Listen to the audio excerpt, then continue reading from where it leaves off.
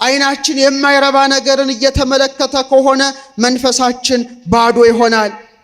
ዛሬ ብዙዎቻችን ምን ሆነናል? ደክመናል። የደከምነው ግን በስራ ብዛት አይደለም፣ ምንመለከተው ነገር በዝቶ ነው። ፊታችንን ታጥበን አምላካችን ከማመስገን ይልቅ ሁላችን እጃችንን ወደ ስልካችን ሰንዝረን ቲክቶክ፣ ፌስቡክ መኝታችን ላይ ሆነን ምናይ ሆነናል። ፈዘዙ ይላል መዝሙር 118:82 አይኖቼ ስለምን ፈዘዙ? ስለ ቃል ፈዘዙ ይላል። የኔና የናንተ አይን የፈዘዘው በቲክቶክ ነው። የኔና የናንተ አይን መክሊት የፈዘዘው በፌስቡክ ነው። የኔና የናንተ አይን የፈዘዘው ስክሪን በማየት ነው። ዛሬ ውዳሴ ማርያም ለመጸለይ አይናችን እንባ እንባ ይለዋል። አባታችን ሆይ በምን የምትኖር ለመብል ለመጠጥ ለሆድ ብቻ አይደለም የተፈጠር ነው። አይናችን እንደ እንስሳ እህል እያየ ብቻ እንዲኖር አይደለም። የምንሰማው ነገር በዛ፣ በጣም በዛ። ቲክቶኩን በዛ፣ ጫጫታ ውስጥ ተቀበረ መክሊቱ።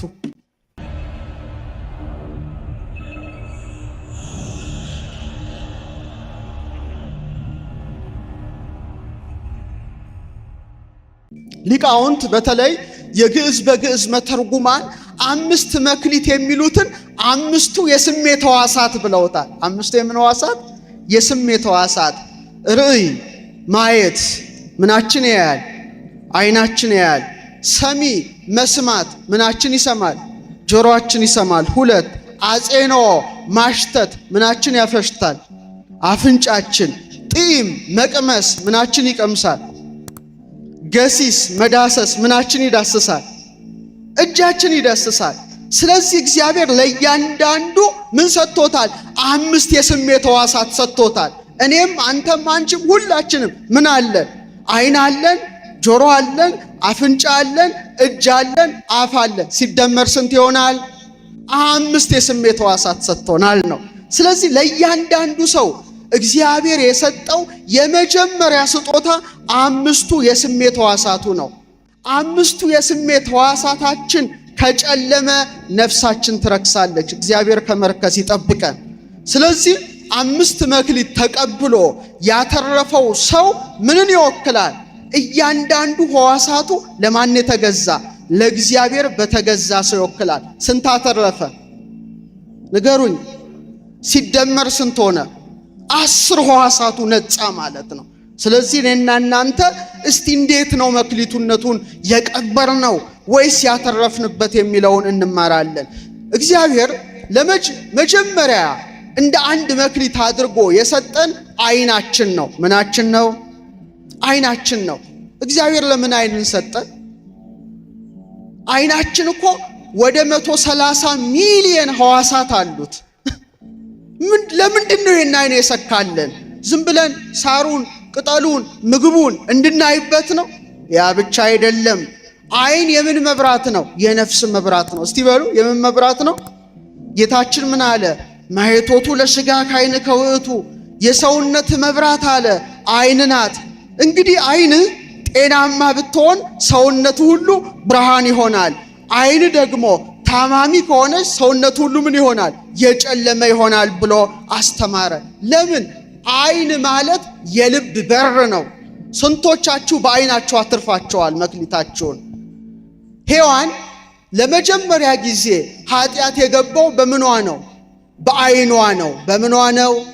በአይኗ ነው። መክሊቷ ተቀበረ ማለት ነው። አትቤ ያላትን ዕፀ በለስን ምን አለች? ተመለከተች። ኃጢአት በአይኗ ገባ። ዳዊትን ተመልከቱት። ሰገነት ላይ ሆኖ ሲመላለስ የኦርዮ ሚስት ስትታጠብ አየ። ኃጢአት በአይኑ ገባ። ይትፍቱ አትመኝ ያለውን አፈረሰ። አምጥቶ ደረሰባት። ኢትዘሙ ያለውን አፈረሰ። አታመንዝር ያለውን። እንደገና ደግሞ ይሄን ነገር ለማስተባበል ለመደበቅ ብሎ ባሏን ገደለ። ይትቅትል የሚለው አትግደል የሚለው ፈረሰበት። ስለዚህ በአይን ምን ገባ? ኃጢአት ገባ ማለት ነው። ስለዚህ ማየት በሩን ከፈተ። ከዚያም ምኞት መጣ፣ ከዚያም ኃጢአት መጣ፣ ከዚያም ሞት መጣ። ስለዚህ አይናችን ትልቁ መክሊታችን ነው። ወይ ወደ እግዚአብሔር ወደሚወስደው መንገድ ሊመራን ይችላል፣ ወይም ወደ ገሃነመ እሳት አይናችን ሊመራን ይችላል። ስለዚህ አይናችን ምንድነው? ከእግዚአብሔር የተቀበልነው ሀብታችን ስለሆነ ለአገልግሎት መዋል አለበት። ለምን መዋል አለበት? እስቲ ድገሙት። ለምን መዋል አለበት? ለአገልግሎት። ዛሬ አይናችን ተጨንቋል፣ መክሊቱን ቀብሯል። አይናችን እግዚአብሔርን እንዳያይ ዓለም ብዙ ወጥመድ አድርጋለች። ስልካችን፣ ኢንተርኔቱ፣ ዩቲዩቡ፣ ቲክቶኩ፣ ፌስቡኩ፣ ማህበራዊ ሚዲያው ቀኑን ሙሉ አይናችን ምን ላይ ተተክሎ ነው ያለው? ስክሪን ላይ ተተክሎ ነው ያለው። ክርስቲያኖች አይናችን እረፍት የለውም። አይናችን ቁጣን ከተመለከተ ነፍሳችን ምን ይሆናል? ይቆጣል። አይናችን ርኩሰትን የሚመለከት ከሆነ አይምሮአችን ይረክሳል፣ መክሊቱ ተቀብሯል። አይናችን ፍርሃትን የሚመለከት ከሆነ ነፍሳችን ይደክማል። አይናችን የማይረባ ነገርን እየተመለከተ ከሆነ መንፈሳችን ባዶ ይሆናል። ዛሬ ብዙዎቻችን ምን ሆነናል? ደክመናል። የደከምነው ግን በስራ ብዛት አይደለም፣ ምንመለከተው ነገር በስቶ ነው። ምን በስቶ ነው?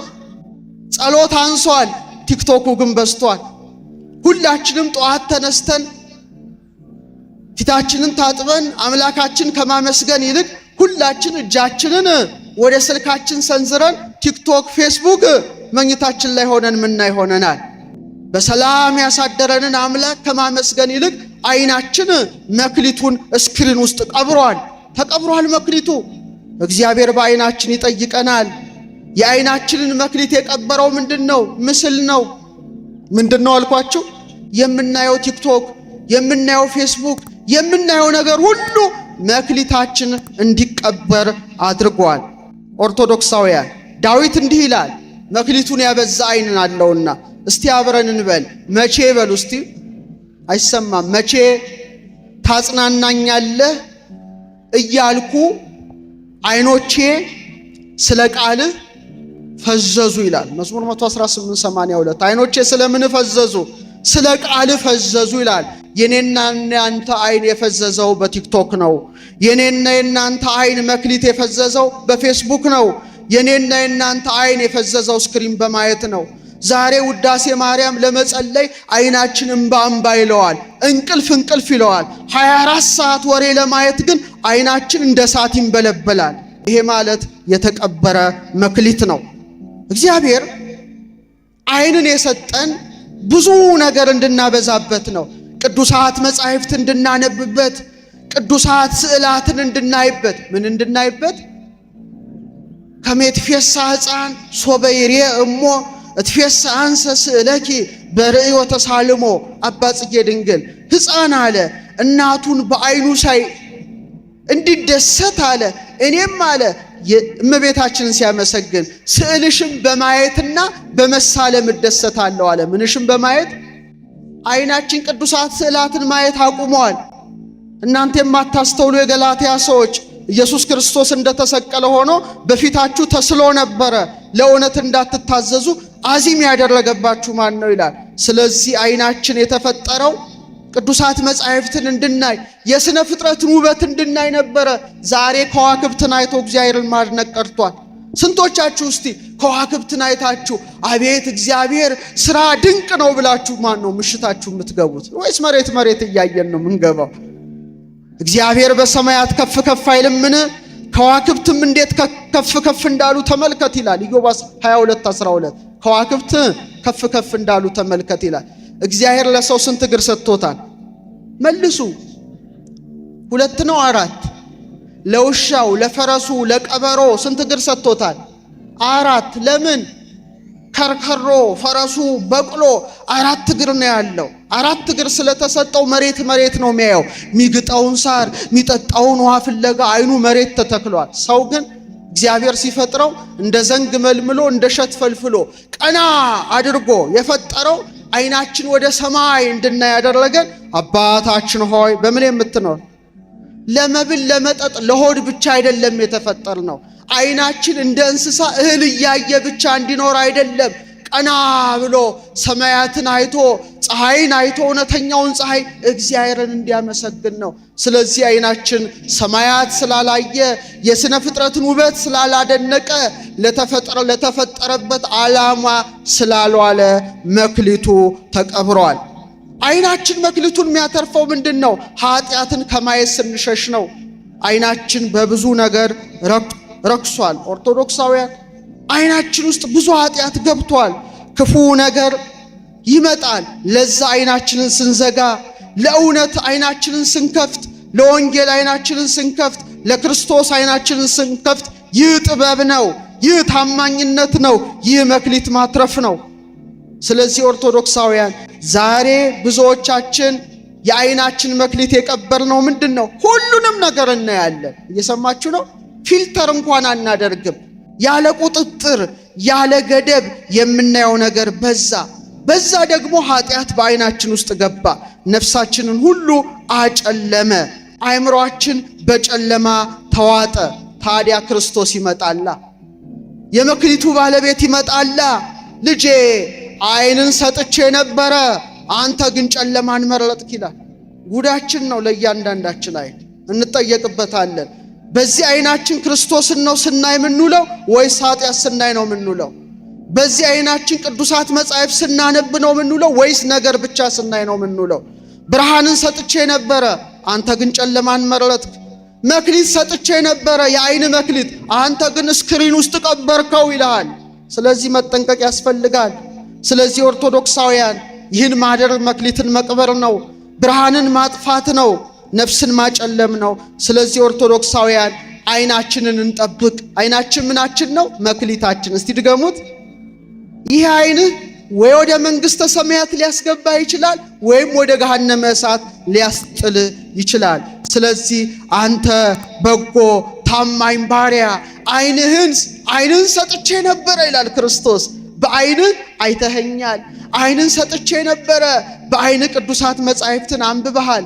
ዓይንን ሰጥቼ ነበረ፣ በዓይን ድሆችን በርኅራኄ ተመልክተሃል። አንተ ታማኝ በጎ አገልጋይ ወደ ጌታ ደስታ ግባ የሚለውን ሕይወትን ቃል እንዲያሰማን ቅዱስ ፈቃድ ይሆንልን። አንደኛው መክሊት ይሄ ነው። ስለዚህ በቃሉ ሚዛንነት ዓይናችን ጨልሟል ወይስ በርቷል? መክሊቱን አትርፏል ወይስ አላተረፈም? እኔም አንተም ሕይወታችንን እንመርምር። ሁለተኛው መክሊት ጆሮአችን ነው። ምናችን ነው? እስቲ ድገሙት። አዎ ትልቅ መክሊት ነው ጆሮ። ሰሚ ምን ሰማበት ነው። ሰው ሁሉንም ነገር በግልጽ ሊያይ ይችላል፣ ግን መስማት አይችልም ጆሮ? አረ ንገሩኝ። ይሰማል። በጆሮአችን የማንን ድምፅ እንሰማለን? የእግዚአብሔርን ድምፅ እንሰማለን። በጎቼ ምንን ይሰማሉ? ድምፄን ይሰማሉ አለ። ስለዚህ እምነት የሚጀምረው በዓይን አይደለም። እምነት የሚጀምረው በጆሮ ነው። እውነትን ስትሰሙ እምነታችሁ ያድጋል። ሐሰትን ስትሰሙ እምነታችሁ ይሞታል። ባሪያ ተናገር፣ ያንተን ድምፅ ሰማለሁ የሚል ጆሮ ያስፈልጋል። ስለዚህ አብዛኞቻችን የእግዚአብሔርን ድምፅ አይደለም ጆሮአችን የሚሰማው፣ የዓለምን ጫጫታ የዓለምን ሁካታ ስለሆነ ጆሮአችን በጫጫታ ውስጥ ተቀብሯል። የዓይናችን መክሊት በቲክቶክ ውስጥ እንደተቀበረ የጆሮአችን መክሊት ደግሞ በጫጫታ ውስጥ ተቀብሯል። ሔዋን በጆሮዋ ምን መጣ? የሞት መልእክት መጣ። እየሰማችሁኝ ነው? መክሊቷ ተቀበረ። አካለ ከይሲ ማደሪያ ልሳነ ከይሲ መናገሪያ ያደረገው እባቡ በጆሮዋ ሹክ አለ። በቃ ዛሬ የብዙዎች ነፍስ የጠፋው በጆሮአቸው ምክንያት ነው። የተሳሳቱ ድምጾችን ሁሌ ያደምጣሉ። በጫጫታ ውስጥ ጆሮአቸው ተቀብረዋል። ስለዚህ ክርስቲያኖች ጆሮአችን መክሊታችን ነው። ምናችን መክሊታችን ነው? ከአምስቱ መክሊት አንዱ ጆሮ ነው። እንጠብቀው። ጆሮአችንን ንጹሕ አድርጉት። ጆሮአችሁን ለክርስቶስ ብቻ ስጡ። ዛሬ ዓለም በጫጫታ ተሞላች። ስልካችን ይጮሃል፣ ቴሌቪዥኑ ይናገራል፣ ኢንተርኔቱ ይናገራል፣ ማህበራዊ ሚዲያዎች ቲክቶኩ ይለፈልፋል። ምን ማይለፈልፋለ? ሁሉም ጫጫታ ነው። ግን ወደ ልባችን የሚገባው የትኛው ድምፅ ነው? የትኛው ድምፅ ነው? ጆሮአችን ሁሌ ቁጣን የሚሰማ ከሆነ ልባችን ይቆጣል። ጆሮአችን የረከሰ ቆሻሻ ነገር ከሰማ አእምሮአችን ይረክሳል። ጆሮአችን ፍርሃትን የሚሰማ ከሆነ ነፍሳችን ትደክማለች። ጆሮአችን ሐሜትን የሚሰማ ከሆነ ተቀብሯል፣ ነፍሳችን ትቆሽሻለች፣ መንፈሳችን ይቆሽሻል። ዛሬ ብዙዎቻችን ደክሞናል። የሰማችኝ ነው? ምንድነው የደከመን? የምንሰማው ነገር በዛ፣ በጣም በዛ። ቲክቶኩን በዛ። ጫጫታ ውስጥ ተቀበረ መክሊቱ። ዛሬ ጆሮ መክሊት የተቀበረበት ጊዜ ነው። ጆሮአችን ግን እግዚአብሔር መክሊት አድርጎ ሰጥቶናልና የእግዚአብሔርን ቃል ስንሰማ፣ ጥበብን ስንሰማ፣ ማስተዋልን ስንሰማ፣ ምስጋናን ስንሰማ፣ ዝማሬን ስንሰማ መክሊቱ ምን ሆኗል ማለት ነው? አትርፏል ማለት ነው። ይህን ካልሰማችሁ ጉዳችሁ ነው። መክሊታችሁ በጫጫታ ውስጥ ተቀብሯል። የጆሮ ባለቤት ይጠይቃቸዋል አንድ ቀን። ዓይናችን ሁሉንም ነገር ይመለከታል። ጆሮአችን ሁሉንም ነገር ይሰማል። ደግሞ መስማቱ አይደለም ክፋቱ፣ ሁሉም ነገር ያምናል። ሁሉንም የሚሰማውን ሰው እንዴት ያምናል? እግዚአብሔር ይናገራል፣ ግን ጆሮ ሞልቷል። የት ያድምጠው? ሞላ፣ ጫጫታው ሞላው። እግዚአብሔር ሲናገር መስማት አንችልም። ኦልሬዲ ጆሮአችን ሞላ፣ በብዙ ጫጫታ ተሞላ። እግዚአብሔር ያስተምራል፣ ዓለማችን ግን ክፉኛ እየጮኸች ነው እና መክሊቱ ሳይሰራበት እየተቀበረ ነው። ስለዚህ እግዚአብሔር በመጨረሻው ዘመን ይጠይቀናል። ጆሮ ሰጥቼ ነበረ፣ አንተ ግን አልሰማህም። እውነትን ሰድጄልህ ነበረ፣ አንተ ግን አላደመጥክም። ተናግሬ ነበረ፣ የአንተ ጆሮ ግን ጫጫታ ይከተል ነበረ። መክሊቴን አላተረፍክም። በሰጠኸው ጆሮ ምን ሰማህበት? ቅዳሴ ሰማህበት፣ ሰዓታት ሰማህበት፣ ቃለ እግዚአብሔር ሰማህበት፣ ሰምተህ ተለወጥክበት ብሎ የመክሊቱ ባለቤት ስለ ጆሮአችን ይጠይቀናል። አደራችሁን ለእግዚአብሔር ቃል ጆሮአችሁን እንክፈት። ለዓለም ጫጫታ አይደለም። ዓለም አይደለም ይሄን ጆሮ የሰጠን ማን ነው? አረ ንገረን። የመክሊቱ ባለቤት ነው። ስለዚህ ኦርቶዶክሳውያን ጆሮአችንን ነፍሳችን የሚገል ነገር እንዳንሰማ በተሻለን አቅም ጆሮአችን አጽምሙ አይዛኒክሙ ይላል ትምህርተ ኅቡዓት። ጆሮአችሁን አደንቁሩ ማለት ነው። የሰማችሁ ነው ኦርቶዶክሳውያን። ስለዚህ እግዚአብሔር ከሁላችን ጋር ይሁን። ስለዚህ የመክሊቱ ባለቤት ምን ሰማ? የማንን ድምፅ ተከተልክ ይላል። እኔና እናንተ መሆን ያለበት ባለቤቱ ሲያንኳኳ አይደል? በራእይ ያላነበባችሁ? እነሆ ከደጅ ቆሜ ምን እላለሁ? አንኳኳለሁ። ማንም ድምፄን ቢሰማ ቢከፍትልኝ ወደ እርሱ ገባለሁ፣ ከእርሱም ጋር እራት እበላለሁ ይላል። ስንቴ ኢየሱስ ክርስቶስ አንኳኩቶ ተመለሰ? ስንቴ ተመለሰ መሰላችሁ? እኔና እናንተ ጋር የፍቅር ድምፁን ያሰማል፣ ሁሌ ያንኳኳል። ጆሮአችን ግን ለክርስቶስ አልተከፈተም። ቢከፈት ኖሮ እንቆርብ ነበር። ውሸታሞች ነን። ማንቆርበው ስጋው ደግሞ ማንቀበለው አንኳኩቶ ይመለሳል። ሁሌ የፍቅር ድምፁን ያሰማል። ግን ጆሮአችን ተቀብሯል። እንዴት ይስማው? ጫጫታ ሞልቶታል። እንዴት ይስማው? እግዚአብሔር ጆሮአችን